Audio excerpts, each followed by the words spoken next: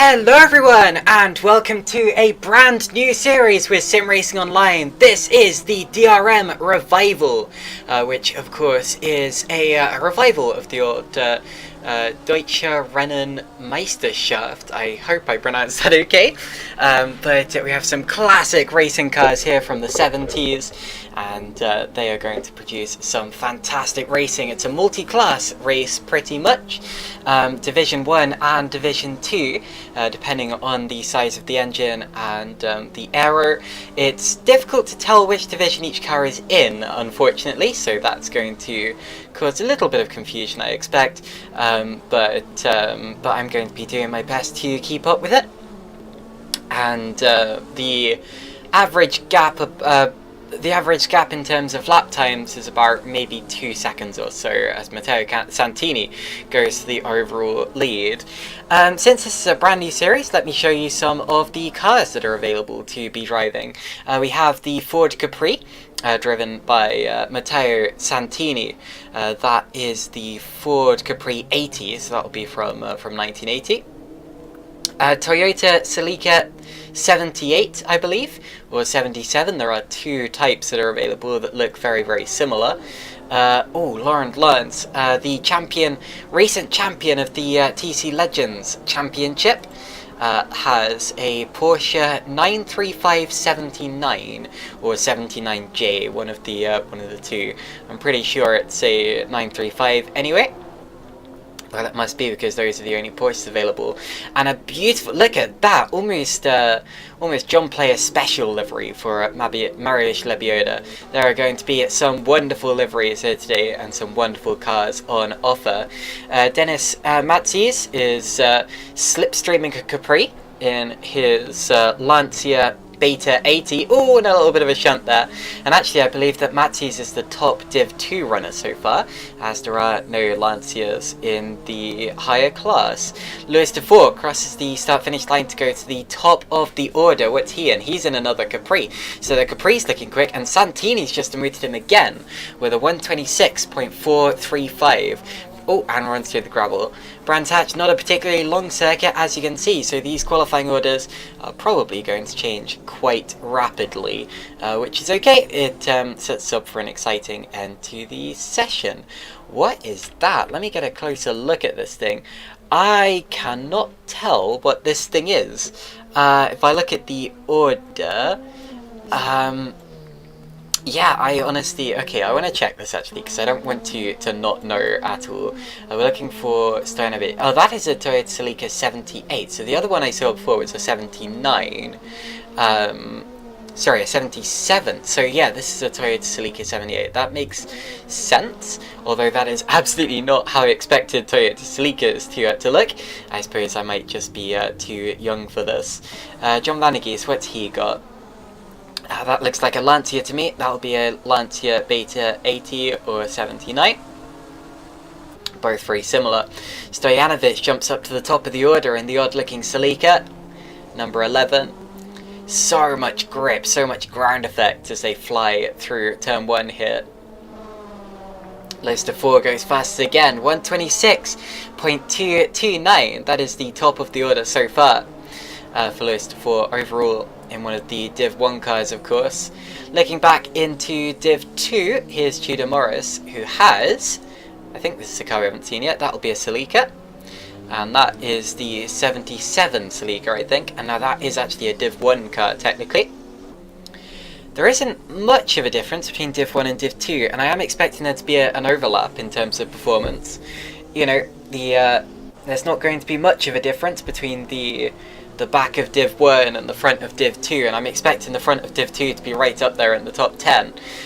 So it's not as multi-class as you may be expecting if you're watching, say, WEC before this or whatever, but anyway, we do still have multiple classes on offer. Here's one of the cars we haven't seen yet, Jos Ogos in one of the... Let me just double check so I don't say something stupid. That is indeed a Ford Escort, so that is the Ford Escort 78. One of the two different kinds of Ford that we have here today, along with the Capris, which are currently out in front. The Capris looking very, very fast here at Brands Hatch. Who else do we have? Mark Jonzo, that's a different kind of Porsche that we haven't seen yet.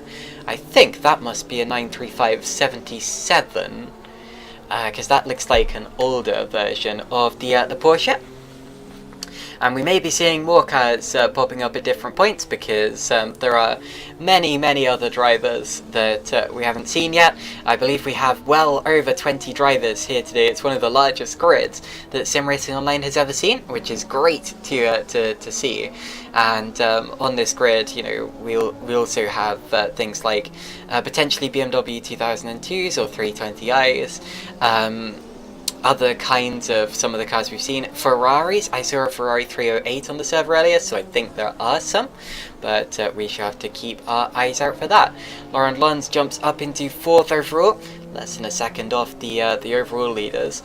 I think that the leader in Div 2, let me go down to check. Okay, it's not the Celica, that's technically a Div 1 car. Sorry for spamming through a bit. Tim Muttram has a BMW M1 Turbo 81. That's one of the cars that I don't think we've seen yet. Sorry if I've shown you that twice. The kind of asymmetric target livery on that. Kirill Kirilov, I believe, is the top Div 2, and indeed he is 1.9 seconds, I think, or 1.8 seconds off the overall leader, so that is roughly the difference between Div 1 and Div 2, but Kirilov's still fast enough to be 9th overall and ahead of several of the Div 1 cars, because Kirill is a legend, as we recently saw in the TC Legends Championship. This series is going to be an unpredictable one. When I expect it's going to be like the TC Legends Championship, in that there's so much diversity on the track, and different cars are going to have different strengths and weaknesses that are going to come into play over the course of this series. In terms of the tracks we're starting here at the Brands Hatch Grand Prix circuit, of course, and then we're heading to Meadowdale Raceways in 2 weeks' time, which is a track that I do not know, and that should be interesting to get used to.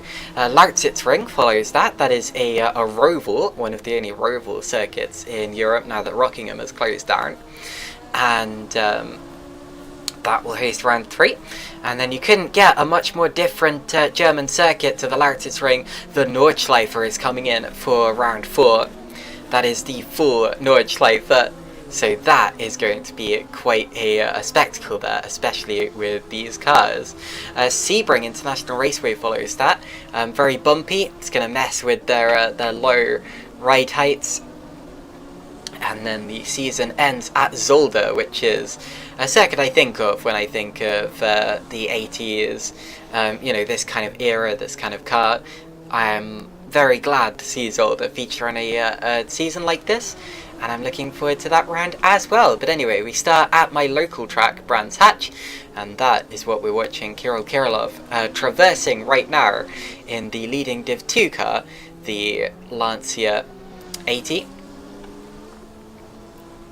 Lancia Beta 80, I should say.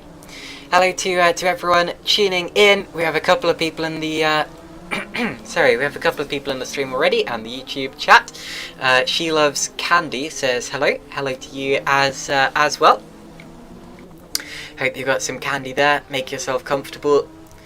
Maybe some popcorn or something, because we have a fantastic race in store for you today, as Kirilov there doesn't quite improve his lap. Let's have a look. Sorry.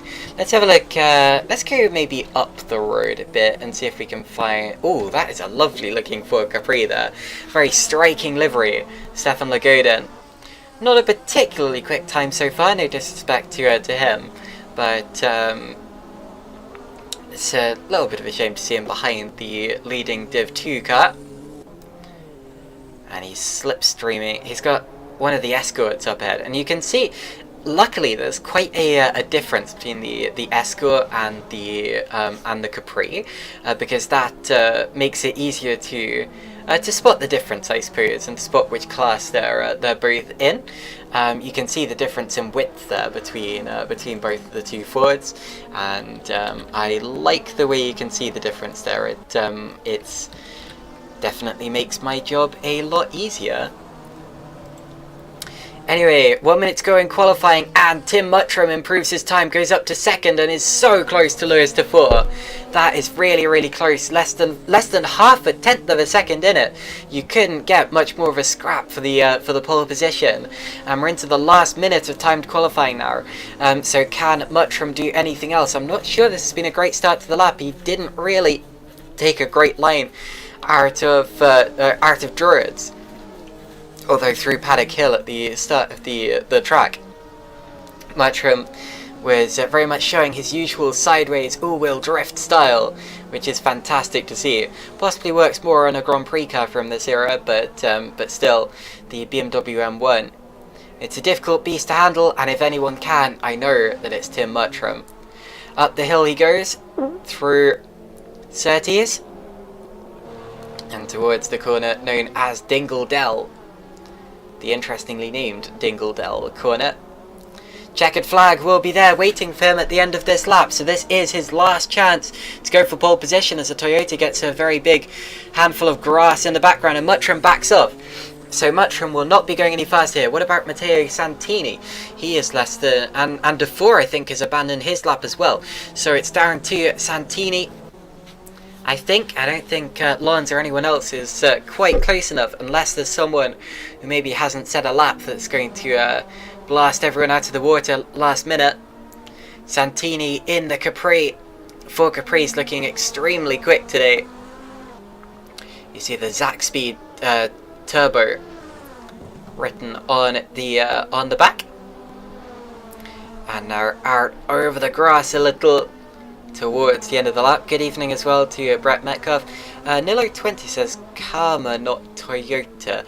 I believe all these cars in the DRM mod, yes, they're known as Karma, but a lot of them have kind of fake names, and they're all based on real things. But anyway, and Santini's just gone pole. Sorry, I missed it, but Santini pulled a flyer out of the bag there, and he's almost 4 tenths of a second faster than de Vore there. So that is a great lap from Matteo Santini. Absolutely fantastic.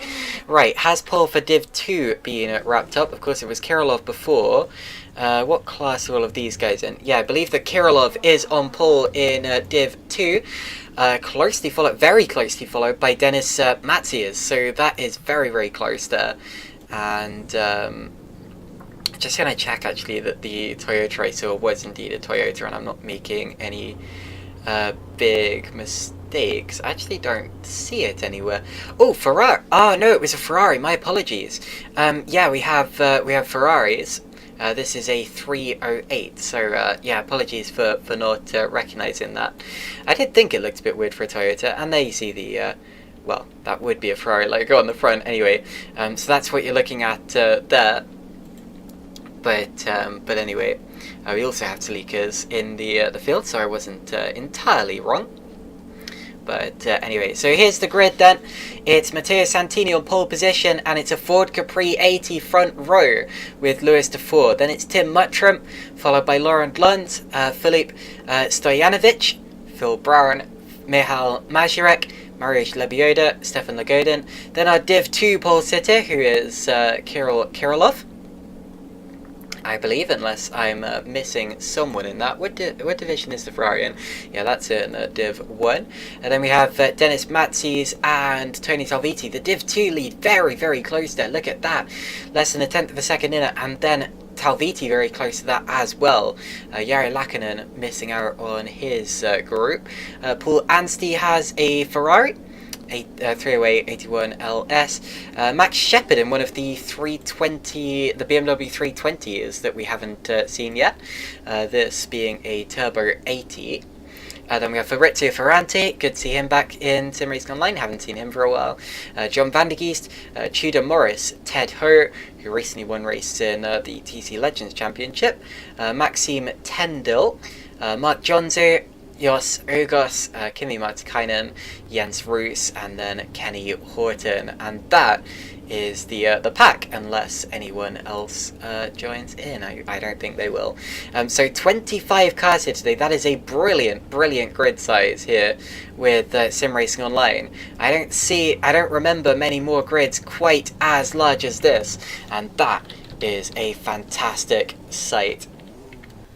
Up at the front of the field, this is what you have to be looking at, the field, or the two side-by-side Zach Speed Capris, as we have less than 30 seconds to go before the start of Deutsche Rennen Meisterschaft series gets underway with Sim Racing Online. The 6 red lights come up on your screen now, and then when they go out, we will be underway.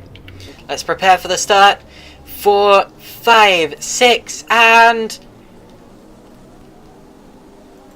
it's go at Brands Hatch. A bit of a long hold, but let's have a look at everyone getting away. Let's go to the front of the field quickly. Lewis de 4 leads into turn 1 right around the outside of his rival Santini, and it looks as if Tim Muttram is up to second. Indeed he is. Great start from Muttram. Takes a look into Druids, but gets held off a little there. Has everyone made it through turn 1 cleanly? No, couple of cars off. Cheetah Morris, Jos Orgos seem to have been a little badly affected, but anyway, the race continues. Lewis de 4 leading from Tim Muttram, then Santini and Stojanovic as they go up the hill. Karol Kirilov, I think, is still leading Division 2, but we'll have a look at that in a bit. Shepard passing her for P12. Down the hill, over the rise, and around the top corner. They approach the they're on the Grand Prix loop anyway, just coming out of what is now known as Westfield, or Westfield anyway, into Sheens or Dingledale. I prefer the name Dingledale. And then towards the end of the lap, we will see some slipstreaming going on down the start-finish straight. It's going to be relatively tough to slipstream in these cars. They produce a lot of turbulent air. They're relatively difficult to follow, but that does mean you get a sizable chunk carved out of the air, known of course as the slipstream.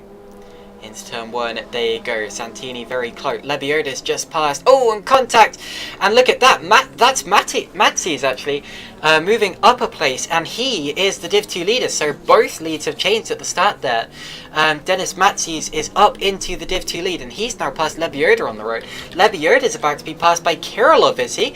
Lebioda getting over the grass, almost going sideways. Kirilov up the inside, and Kirilov's going to gain a position overall. Santini and Muttram side by side. So Santini gets her into second place. Muttram kicks up the grass, and that is a swap for P2. What can Muttram do down the straight in the highly powered BMW M1? Can't quite go around the outside. There's just too much grip in that Zach Speed Capri.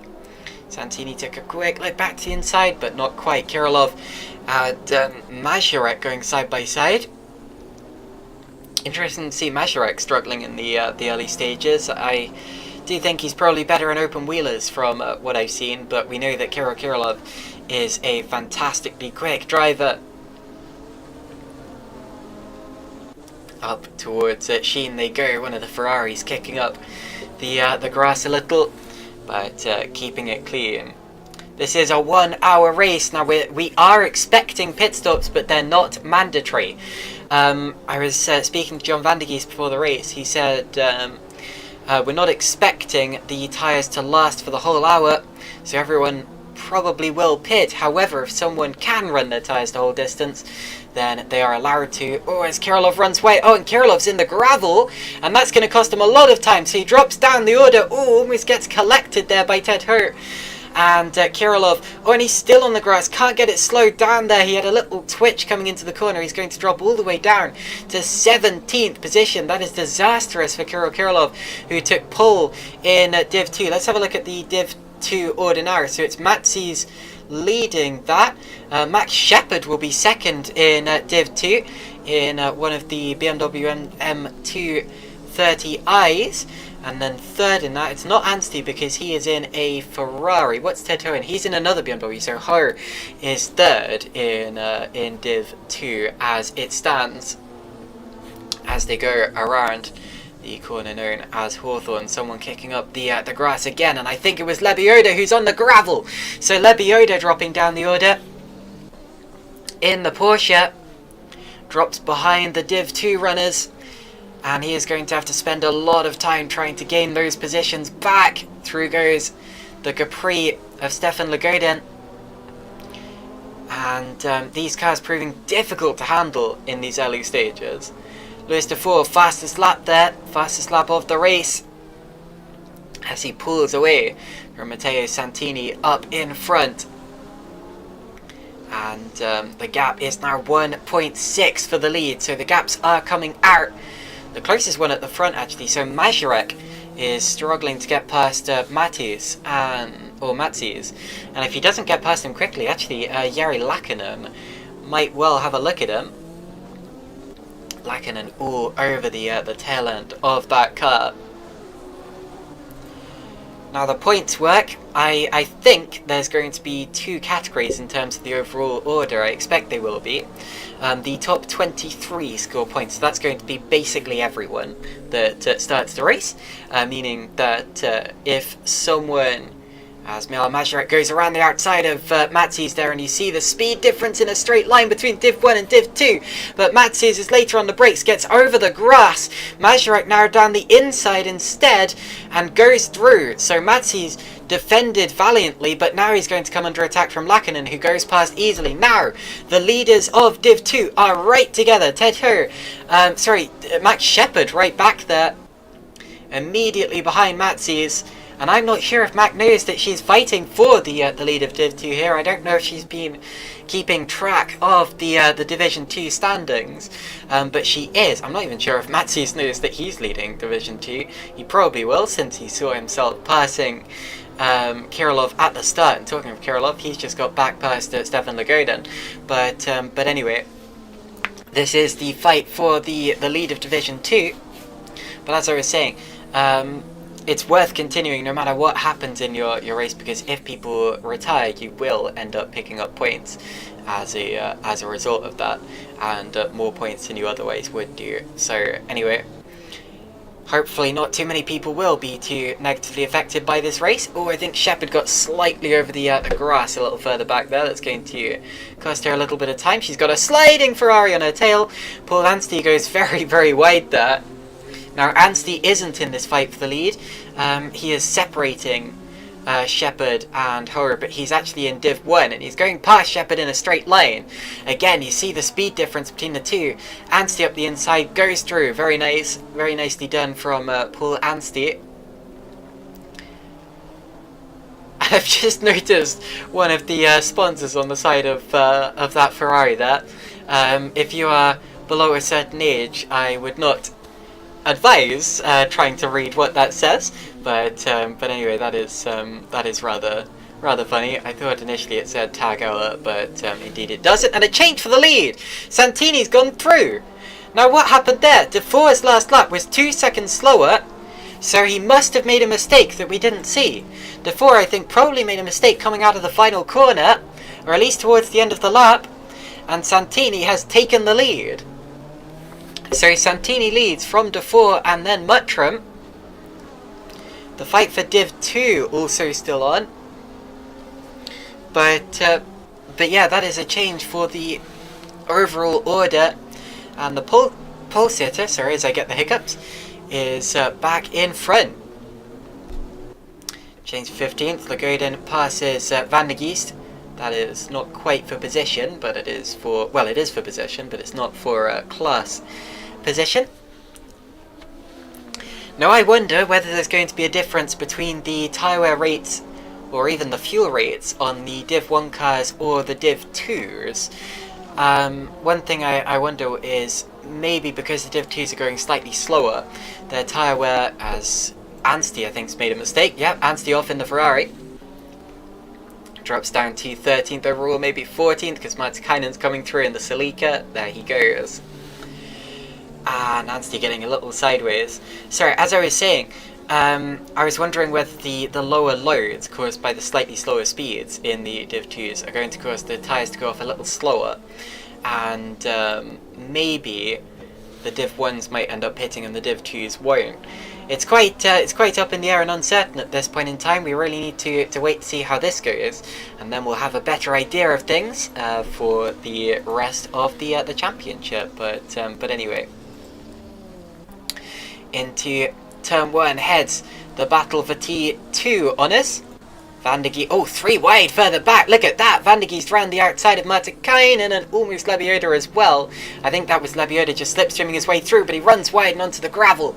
And both of these guys have popped straight back past him again. That getting very feisty there. John Van der Geest seems to have a little bit of an advantage in the corners potentially, even though the Div 1s very, very quick in a straight line. Lebioda and Martikainen still going at it. I don't want to miss anything in the Div 2 battle, so sorry if I switch away a little prematurely, but yeah, battle's still going on. Up and down the field. I don't know if we still... Actually, let me check if we still have all 25 drivers remaining in this race. There's Judah Morris, Jens Roos, who's side by side with someone, Fabrizio Ferrante, and I'm afraid it seems we've lost Kenny Horton. So we do have one retirement, but...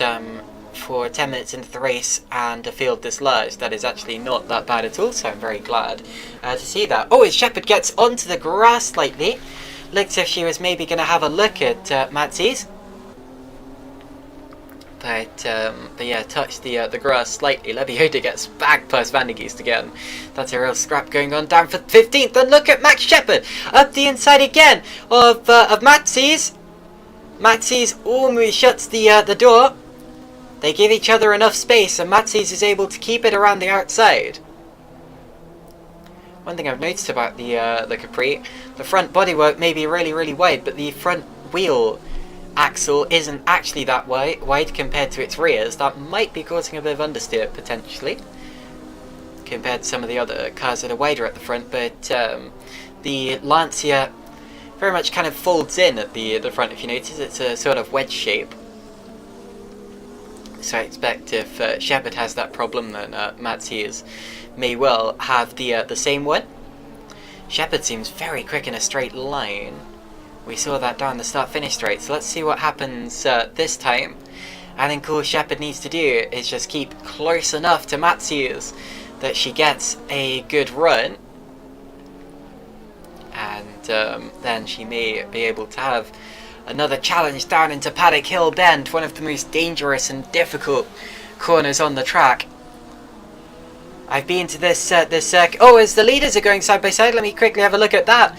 Santini under pressure from Dufour, and it looks as if Dufour went alongside into turn 1, Paddock Hill Bend, and now they're alongside again into Druids. The next corner is Graham Hill Bend, and that's advantage Santini. And Santini there defending hard from Dufour, so we have battles for the lead in both classes, which is fantastic to see. Let's have a look at Shepard. Not quite close enough into turn 1. Goes to the outside of Druids. Trying to use all of that grip that the Capri gives. Sliding it out. And now the leaders side by side again. Lewis Dufour around the outside of Matteo Santini. Santini still has the inside line, but Dufour gets a good run out of it. Not quite able to get an overlap on Santini into Sheen. That would have been very, very risky if he had done.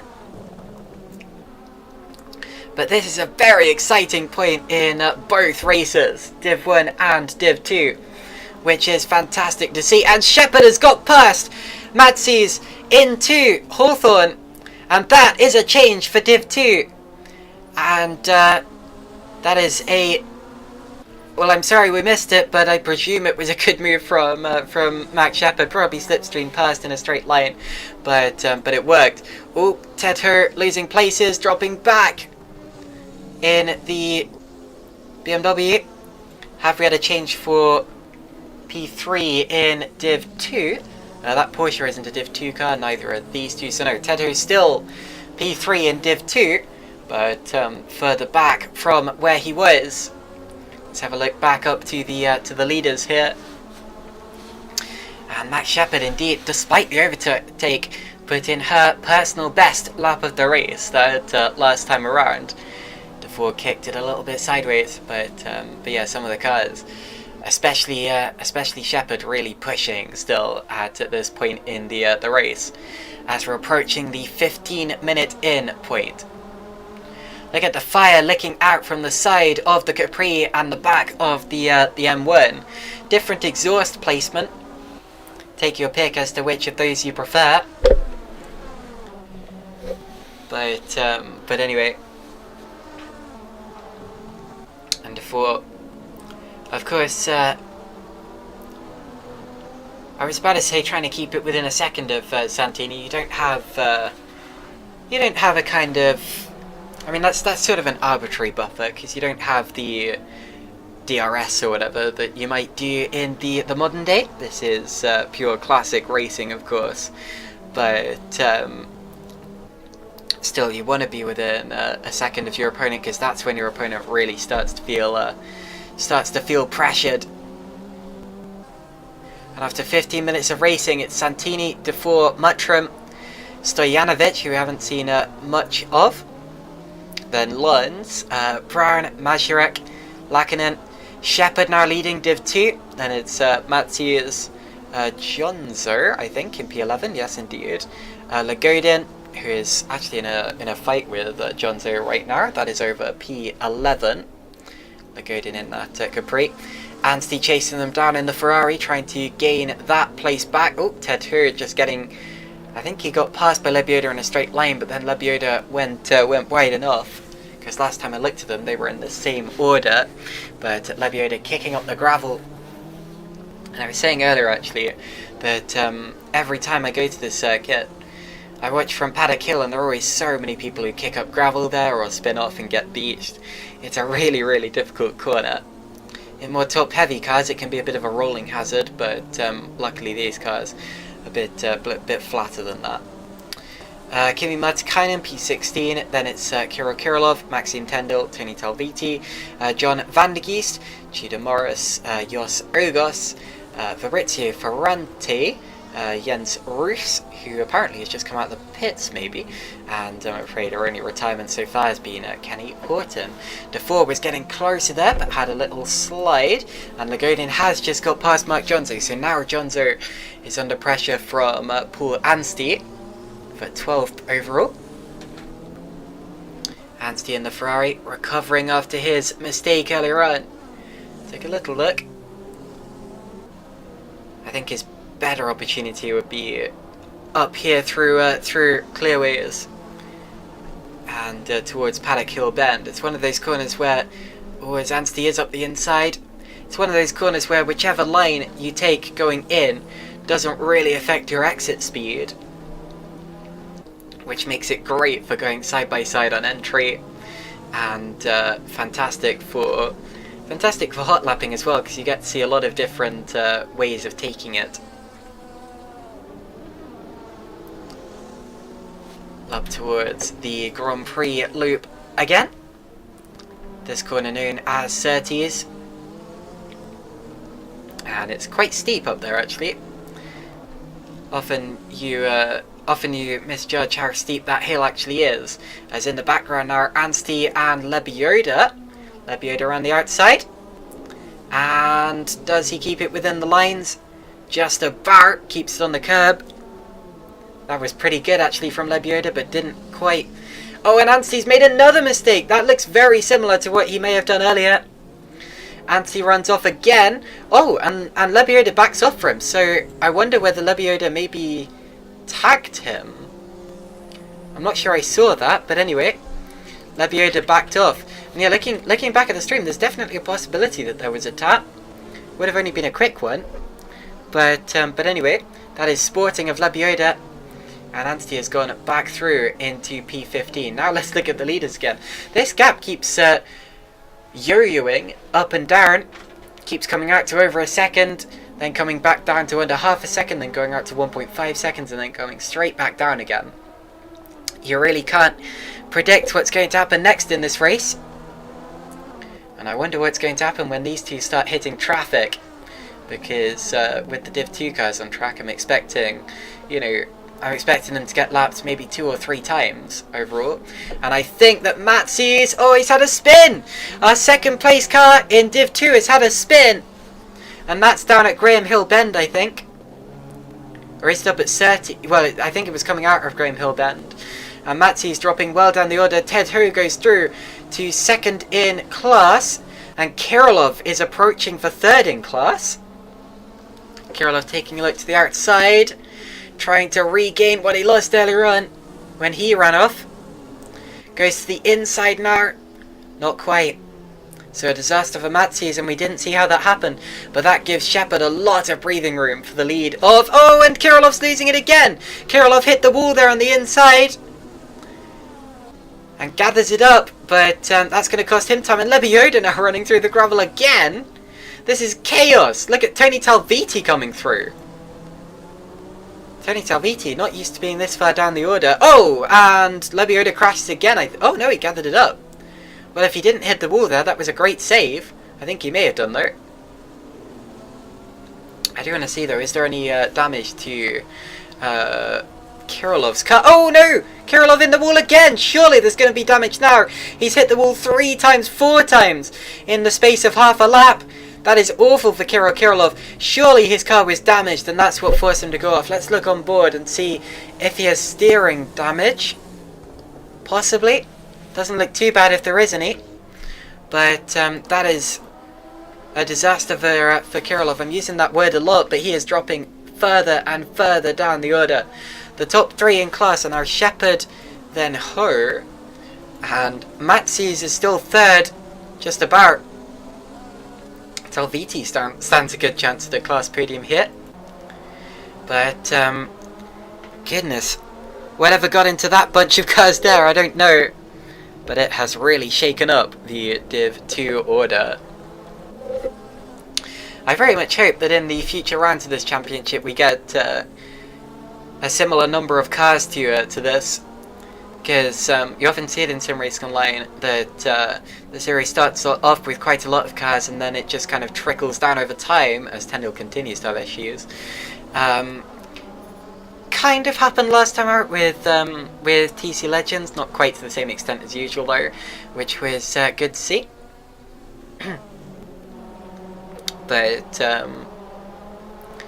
anyway, if you do want to get involved in this to keep the numbers up and have a bit of fun, you very much can.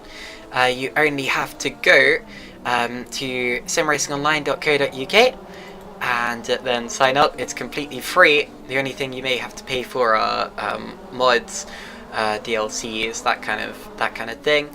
Has Ho and Martikainen going at it for 13th. Oh, they're going 3 wide, are they? With Matsy's. That'll look very close. Oh, there's a touch! A little touch there on the back of Martikainen, who runs wide. And this could change. Oh, and Matsy's is ahead of her, so that has changed. Second place in Div 2. Matsy's. Oh no, Ho coming back at Matsy's. That's not a good camera view. This is better. Div 2 just won't stay steady today, will it? Goodness me. I have to say, Max Shepard doing an incredible job up there in P9 overall. Several positions ahead of the other nearest Div 2 car. But anyway. Of course, we all know that Max Shepard is quick, but I don't think I've ever seen her running quite this close to the front of an Assetto Corsa race before. She actually, oh my goodness, actually looking at Shepard's stats, she actually doesn't have any wins in SimRacingOnline. That is unexpected actually for a driver as quick as her, as Martikainen makes a stop, so maybe there was damage from that, or maybe this is a scheduled stop. As I said, we are expecting every driver to make a stop, potentially, although they don't necessarily have to, so it's rather uncertain at this point in time. So we'll see if and when the leaders come in later on. They're still lapping at pretty much exactly the same pace. Look at that. They set pretty much exactly the same lap that last time around. But look, Santini got 2 wheels into the gravel there.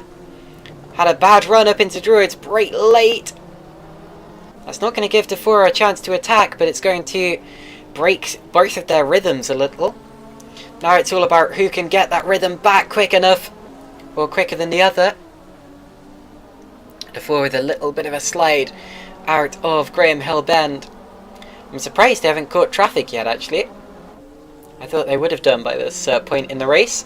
And DeFore has a brilliant slipstream. Santini going defensive, has the inside. Brakes later, but is it too late? Maybe. Oh, big slide from DeFore. DeFore's still there on the inside. Surely has to back out of that one. That corner is far too fast to be going too wide into... DeFore getting a good exit though. Here's Dingledell. Little sideways, possibly tagged the grass on the way in. Now Moss. Sorry, Sterling's. Oh, and Santini again touches the grass. DeFore is alongside him. Up into clearways. Around the outside. This is a brilliant move from DeFore, but can he clear it? He does. Lewis DeFore takes the lead of the race. What about Santini though? He has the slipstream. And I don't think he's close enough. So Lewis DeFore retakes the lead of the race. These two have swapped so many times already. And DeFore is right back to the front. This is proper DRM scrapping at Brands Hatch. And I think we've had an incident for Tyndall. Oh, Tyndall parked sideways across the track. Come on, get it going before someone else comes through. Through goes... who's that? Cheetah Morris. Tyndall probably about to get lapped before long. Down to 22nd place. The lead is coming up to where they just were actually, so lappery will take place pretty soon I expect. Santini still tucked right under the gearbox of DeFore's car. This is close. And indeed there you see Ogos's car, or sorry, Tyndall's car just up the road. So it'll be about who gets past him cleaner and quicker here. Hopefully it's all clean. Santini there, so close to the back of DeFore. And again runs through the grass. He's been dragging his wheels through that patch of grass all day. Now it's about the exit speed.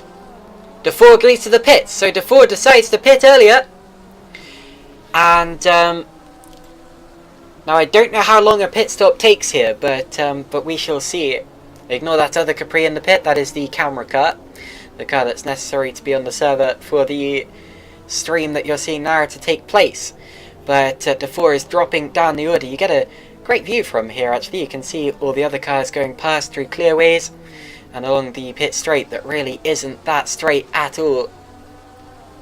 Here comes Michal Mazurek in the Porsche. Then Jari Lakkinen in the Toyota. And it looks like they're going to be relatively long pit stops here today. There's Max Shepard in the black BMW. The top Div 2 car now up into 8th position overall. And the rest of the field continue to slide through. Talviti here is getting dangerously close to Ted Hur for 3rd in Div 2. And actually, yeah, pit stops are very long because DeFore is still there. Hopefully nothing wrong with that car. I don't expect that anything is. It's just that pit stops did tend to take quite a while back in that era. As you're seeing. Looks like he's going to lose the best part of a lap, but everyone else will if they have to pit as well. Now this goes to show that maybe if anyone can manage to make the full race without stopping, they're going to gain so much here. So the question is, can anyone? Or will anyone, more to the point? DeFore exits the pits in P21. And look at that, he has lost a lap. So a pit stop takes pretty much exactly a lap.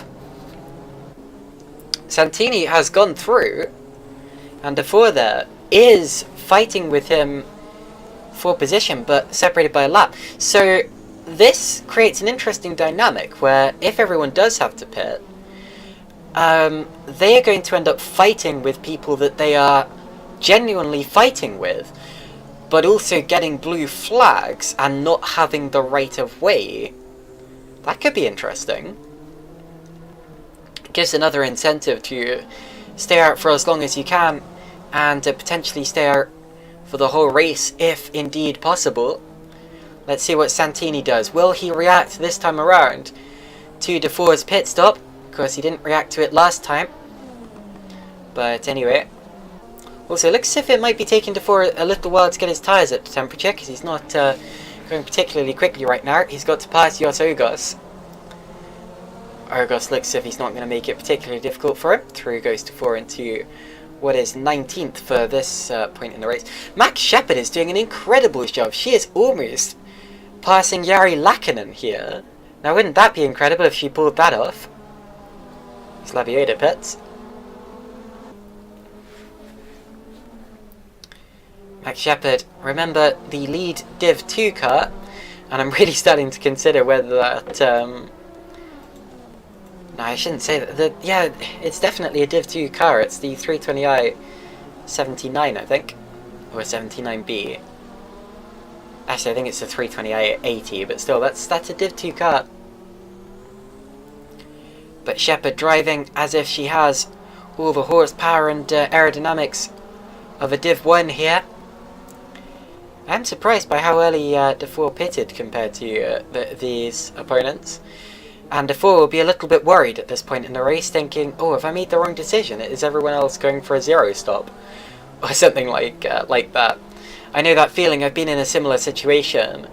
But anyway, you've just got to go with your gut and stick with it. And if it doesn't work, at least you know for next time, but you will have lost a lot of points. Pit stop strategy is one of the hardest things to call when it comes to races like this. Let's watch Talviti and her. Talviti looking up there. Oh, and her running wide. Talviti coming through on the exit. Her will have the inside for the next corner. Almost banging doors. Ted Hu defending second or third in class. Running a little wide. Not losing too much time over the grass there, but I'm surprised. I must say, like, no disrespect to Talviti, but I'm surprised that he's not in the top 3 already in class. Talviti, one of the quickest drivers in SimRacingOnline, and this just shows the competitiveness of this particular league. It looks as if we've brought in so many quick drivers to this Div 2. But Talviti is struggling for once. Not that he's doing badly. 4th place isn't bad at all. But with Max Shepard continuing to pull away from all of these drivers, he'll be a little disappointed, will Tony? How about this? Down into clearways. I think just trying to unsettle her. They're not really going for a full-on attack. And everyone's staying out for another lap. Max Shepard once again within a second of Jari Lakkinen. There might well be a move here. Of course, the difficulty is that the Ford Capri has so much more horsepower than the BMW that it's going to be so quick in a straight lane. And Shepard might really struggle to pass it in the corners because they're just harder to pass in generally. Shepard doesn't need to pass Lakkinen though. I'm pretty sure that there's going to be separate points tallies for Div 1 and Div 2, which means that it might end up being an unnecessary risk to overtake Lakkinen. But this is what I was talking about at the start of the broadcast when I said that there wasn't that much overlap between Div 1 and Div 2, and I was expecting the fastest of the Div 2 runners to be up there and fighting in the top 10, which is exactly what we are seeing here with Max Shepard. None of the others quite there. Matish, Ho and Talviti were earlier, but they have dropped down the order since. I think we've had an incident for Jos Ogos. Oh my goodness, he's miles off the road. What has happened there? You very rarely see someone going that far off, and I think I have a clue there, as Maxim Tendel is slowing down, potentially to wait for Jos Ogos. So I think there was probably contact between the two of them. and Tyndall is doing the sporting thing and giving the place back. There we go. Yorsogos goes through, and Tyndall can now rejoin the road. Tyndall's still going slow though, so it may be something a little more sinister than that. No, never mind. Just took a little while to get going potentially. Or maybe thought he deserved a little more of a penalty. I don't know for sure. Oh, did Shepard make a mistake? Shepard appears to have dropped behind Lagodin there. Is that no, that's not Lagodin. That's. I believe that's a Porsche that's pitted. But yeah, I think Shepard's made a mistake because he dropped about 5 seconds to Lackinen there. Or she dropped about 5 seconds to Lackinen. And that is unexpected. Well, sadly, we don't have the benefit of a replay, but anyway, as that Porsche runs slightly wide, that is Mariusz Lebioda, who is a lap down. And sadly, the last driver remaining in this race, so obviously having some difficulties in that Porsche there, whatever those difficulties may be. So I really don't want to miss anything in this fight between Ho and Talviti, because this could end up being important for the Div 2 championship. And the advertising hoarding, and out onto another lap. We're over halfway through this race at this point in time. Less than 25 minutes to go, and this is getting very worrying for Lewis Dufour, who pitted earlier than most of his rivals. And I am expecting some more drivers to make pit stops, but if they can stay out for this long, is everyone else going to make a pit stop at all? Or, oh dear, and that's contact, and that was Ted Hu making a spin. So Ted Hu made a mistake, and he was hit by Talviti, who had absolutely nowhere to go. So the battle for third in Div 2 came to blows. Ted Hu got off worse. He's a long way down the order now. P16. Doesn't appear to be any steering damage potentially. Let's look at Talviti. He appears to have got away with it okay, and in fact Talviti has inherited third place in class through that. Being chased down by John Van der Geest though, who is also in with a chance of third in class. But yeah, that was not ideal there from Ted Hu, and it looked to me as if he lost it all by himself, I'm afraid. But anyway, these things happen. And look at the leaders now. Tim Muttram has reeled in Matteo Santini. They are right together. Maybe Santini's tyres are starting to go off.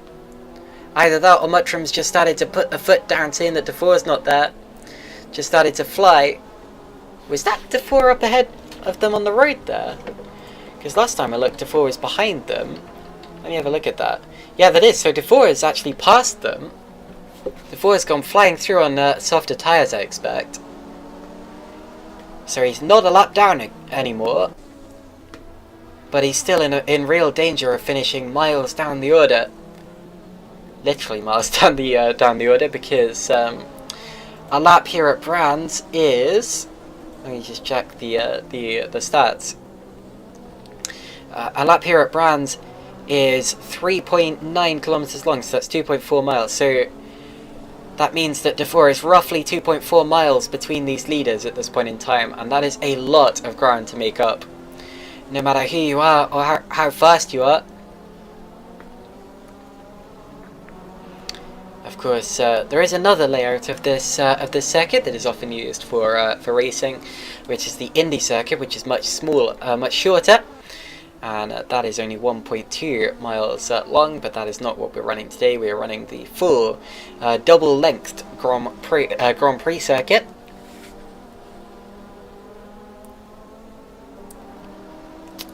Very much like they would have done back in this era, as the Indy circuit is a much more modern addition, and is used mainly for club racing.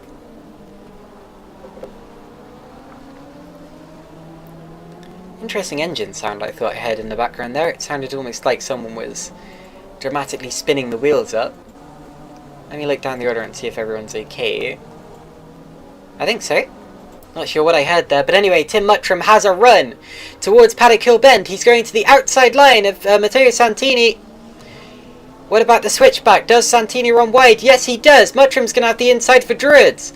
And that was an excellently executed switchback manoeuvre. They're still side by side, and Santini may still have the inside line for Graham Hill Bend, but he has a big twitch. A big twitch. Oh, and he runs off. Santini's off the road. He's over the grass. Stojanovic is going to take second. So Santini drops back, rejoins the road. Stojanovic is second. And I don't exactly know what Santini did there. Maybe it was avoiding action. I think it was avoiding action, actually. Had to go over the grass to avoid running into the back of Muttram after braking too late. So Stojanovic, who I've barely mentioned today, he's been running his own race in third, has now claimed second place. And can he do anything about Muttram, maybe? Now, I haven't commentated on Stojanovic before. I've never seen him race, and I didn't know how successful or fast he was going to be.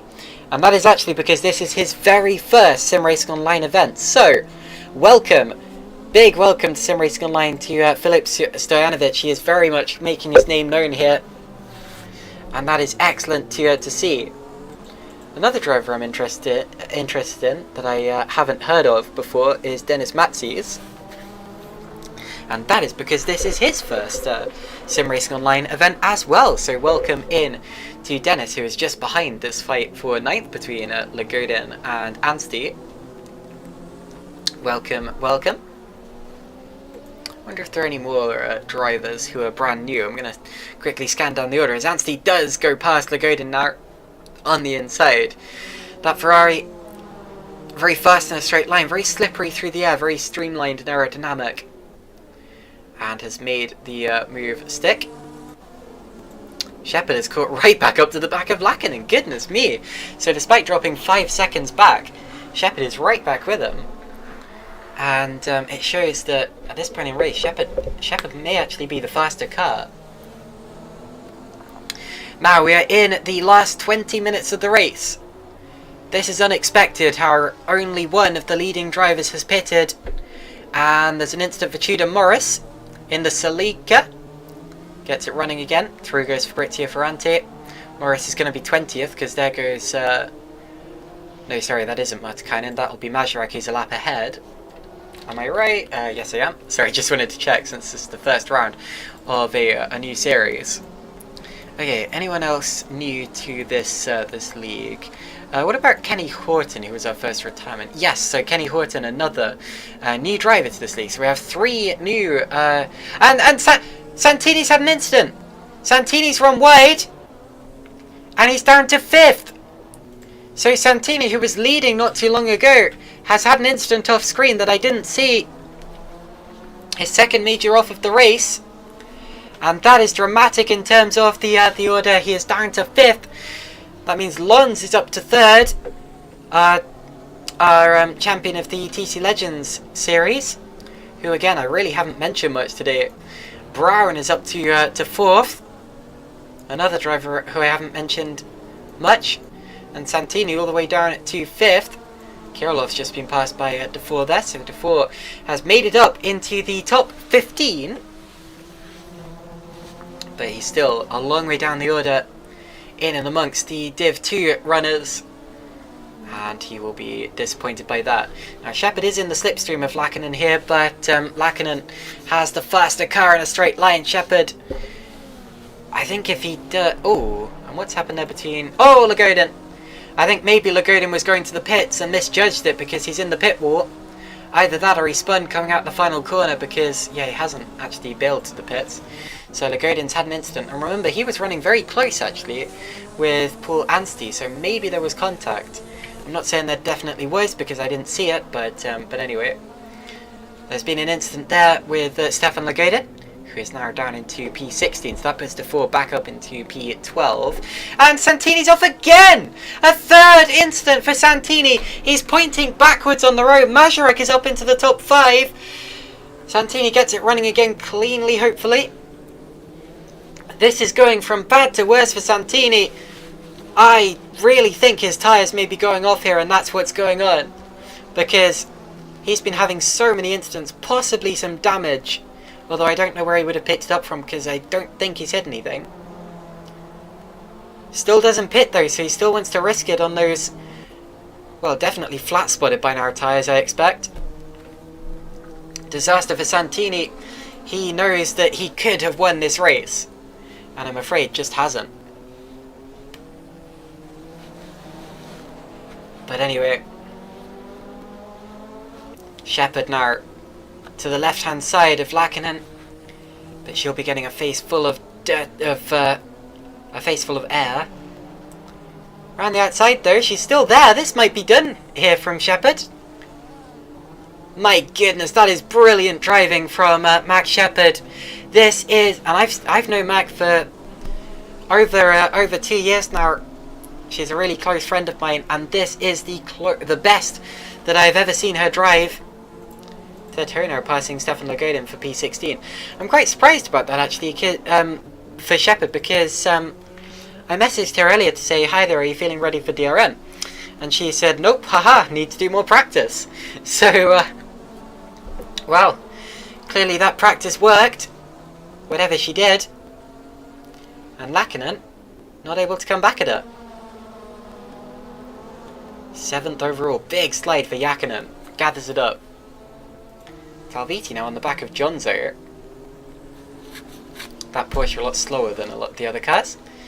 Defoe now up into 13th, passing Van der Geest. His next target is Talviti, just up the road, as he kicks up the dust. And if I was Defoe, I'd be setting myself a goal not to finish behind any Div 2 runners at this point in time, because it's looking increasingly likely that his rivals aren't going to make a stop, and he may have made a mistake by not conserving his tyres enough to go to the end. That's a big slide, bit of a mistake, and back through goes Talviti. Rare mistake there for Defoe.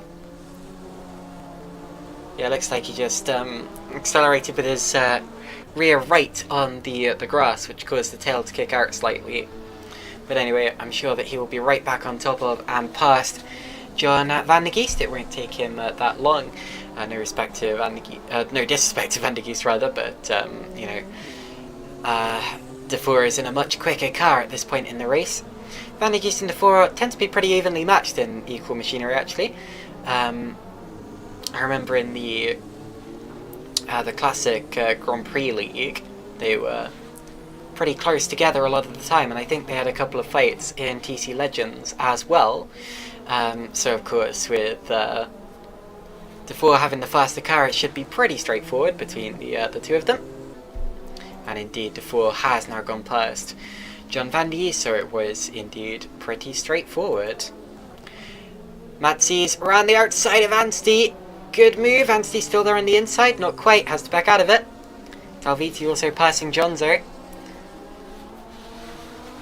Matzi's roughly 6 or 7 seconds behind Shepard, the class leader at this point in time. They have a car between them in Lackinen, making Shepard's move that we saw just now all the more important, even though it's going to take quite a lot for Matzi's to reel that gap in now. But anyway, Matzi's pulling a good move on Anstey for 9th overall, and the Ferrari driver possibly struggling a little at this point in the race. Some of the cars seeming a little more raggedy and a little slower at this point in time, possibly due to the tyre wear, or maybe just tyre conservation. But anyway, Defoe has caught up to the back of Jonzo. Now these two are technically in the same class, but I have to say the Capri has looked generally quicker than the Porsche all day, and Defoe is probably going to go through here relatively quickly. Let's have a look on the straight. The Porsche is quite aerodynamic, but I think he knows that Defoe is coming through, because there he goes. So Lewis Defoe does take P12 there. Mark Jonzo drops to P13, and Defoe's next target is Tony Talviti again, the driver third in Div 2 at this point in time. Oh, and is that Lackinen going for a spin? Yes, it is. Lackinen spins. Well, big half spin anyway, it wasn't quite a spin. Through goes Matthews, through goes Anstey, so Lackinen drops to 10th, and Anstey's going to pass Matthews, not quite. Definitely took a look, probably should have waited till the exit because he definitely has faster straight line speed. Look at this, Anstey going through on the outside. Ooh, Matthews possibly coming back at him, not quite. Now Matthews, even though they're not in the same class, he needs to fight this surely because Anstey isn't going particularly quickly at this point in the race, and Matthews wants to get either after Shepherd or away from Talviti. Also, it's always nice to finish higher up in the overall order anyway. But Matthews still putting on a good showing in his very first Sim Racing Online outing. Up the straight they go towards Hawthorne? Yeah, it's Hawthorne, sorry. Hawthorne Hill, specifically. And then down the Derek Minter straight towards Westfield. And then Dingle Dell apparently is technically this little curve that brings you towards Sheen Curve. And then Sterling's is the left-hander. Less than 10 minutes left in the race now, and it's Muttram still leading from Stojanovic. Lons, as Lackinen has had another spin. So Lackinen possibly one of the drivers that's struggling at this point in time because he's gone round again. And that's the same corner, that's Sterling's again. Come on. Yes, manages to clear it out of the way before anyone collects him. So Lackinen down to P15. And that could have been a lot worse. Now, Phil Brown has caught right up to Laurent Luns. They've got traffic. Now, who's that? Ted Ho. He's a Div 2 car, so he should be able to get past him relatively quickly. They do. But look at the gap. 1 second between Luns and Brown. That's closer than it has been. This fight for third, not over yet. We may still see more of these two. Really fascinated by Anstey and Matthews though. I do think the Div 2s appear a little more comfortable late on in the race than the Div 1s on their tyres. Maybe that's just confirmation bias after what I said near the start of the race, but it appears to be the case anyway. But yeah, as I was saying, Muttram is leading in the final 9 minutes of the race. Ooh, Anstey! Anstey's gone for a spin. Doesn't get it beached, but manages to recover to the road in 13th, maybe. That's 12th actually. That's the leader going through, I think. Tim Muttram. Yes, indeed it is. So Muttram about to lap Mark Jonzo. He'll have lapped everyone but the top 10 after this. Tim Muttram on a real flyer of a race. And that puts Tony Talviti into the overall top 10. So 3 of our Div 2 runners are in the overall top 10. Very impressive from then as Anstey hits the wall in the background. Got it very sideways and had to gather it up using a big bite of concrete. That wasn't ideal. As John Vandergeest there gets passed by Stojanovic, he laps him. So some real traffic lapping going on at this point in the race. Muttram has just passed Jonzo. And luckily it's all appeared clean so far. Touch metaphorical word. Shepherd is amazing in this race. Max Shepherd has caught up to Matteo Santini. Santini, remember, was leading this race earlier on and he backs off. So Santini, has he given up pretty much at this point in the race? That looks as if... That looks like a very dejected Matteo Santini. Is he maybe coming back to the pits for repairs or something? Because I wouldn't have expected him to just dive out the way so easily. But whatever the case. Max Shepherd is through into 6th place overall, a brilliant drive. And Santini, I'm afraid, not looking particularly good at this point in the race. Dropping so far back from the top 5. They're 40 seconds down the road. That is not very good from Santini. Look in the background, Defour is up into 8th, passing Matthews. This has been a good drive from Defour, a good recovery. to get back into the top 8. His next target is actually Santini, who, remember, was a lap ahead of him earlier in this race. And it looks to me as if there is something dreadfully wrong with Santini's car at this point in time, because Dufour is about to regain an entire lap on the driver that he feels he should have been fighting for the lead of the race. I reckon it's tyres for Santini, but it doesn't look like he's putting up much of a fight, I'm afraid. But anyway, we'll see what happens between the two of them. Antti now getting back past Mark Jonzer. That's been done, and Lackinen has had another incident. That's at Paddock Hill. Ooh. Maurice collects Mazurek. Luckily doesn't. Recovers it up. Down in 16th position is Jari Lackinen. Since, who's that running off? Is that Talviti? Yes, it is. Talviti there, running off the road, and Muttram being caught up amongst some T2s. Round the outside goes Drew. Of course, he's a lap ahead. He was just putting a lap on Talviti. Next up, he's got a lap Matsies. Let's watch Muttram as he flies around the circuit and tries to actually let's watch Dufour as he hunts Santini down. We're on board with one of the fastest drivers of the day, who I think will have the fastest lap, as he is going to easily clear Santini, I'm afraid. Santini, as I said, not having a good day whatsoever. Might come back at him on the exit actually, but Dufour is going to have a run. Oh, did they touch there? I think they did. They banged doors. But you can see in your mirror that Santini is okay and continuing to run. That was a little hairy though, a little unnecessary too. John Van der Geest now catching up to Mark Jonzo. That's interesting. These are two different class cars. It looks to me as if the Div 2s might have more visibility than some of the other classes. Because if you look at this, that's a lot more open than, say... Oh, actually, I don't know. Porsche has quite a lot of visibility out of the windshield. So I think it does just vary depending on the car. Santini, oh no. I really do feel sorry for Santini here. His race is going from bad to worse and he's just coasting to the finish now. And is that Santini finally retiring? Oh, that's close with Talviti. Santini's just letting them all go here. This may also be fuel consumption, maybe. I wonder if maybe he hasn't put enough fuel in the car and he's having to go ridiculously slowly to avoid running out.